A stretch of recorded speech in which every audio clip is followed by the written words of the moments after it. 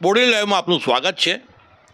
વડોદરા જિલ્લાના ડભોઈમાં નગરપાલિકા દ્વારા ખોદેલા ખાડામાં માર્ગ પરથી પસાર થતો વાહન ચાલક એકાએક ખાડામાં ખાબક્યો હોવાનો વિડીયો સામે આવ્યો છે। સીસીટીવીમાં નજર પડે છે કે બાઇક ચાલક પસાર થઈ રહ્યો હતો અને અચાનક જ બાઇક સ્લીપ ખાતા તે સીધો જ ખાડામાં ઊંધા માથે પટકાય છે।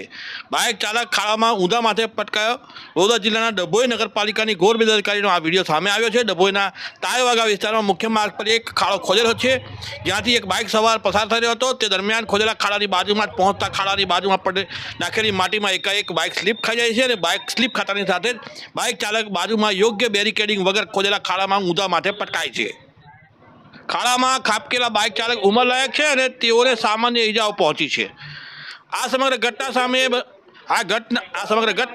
સામે રહેલા મકાનના સીસીટીવી કેમેરામાં કેદ થઈ ગઈ હતી। ઘટના બનતાની સાથે આસપાસના લોકો દોડી આવ્યા હતા અને બાઇક ચાલકને ખાડામાંથી હેમખેમ બહાર કાઢ્યો હતો। નગરપાલિકા સામે રોષ વ્યક્ત કર્યો હતો।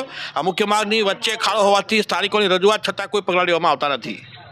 આ બનાવ અંગે મળતી માહિતી પ્રમાણે સ્થાનિક લોકો રોષ વ્યક્ત કરે છે। અહીંયા કામગીરી માટે ખાડો ખોદવામાં આવે છે, પરંતુ તેને યોગ્ય બેરિકેડિંગ ન કરતા આ ઘટનાઓ સામે આવી છે।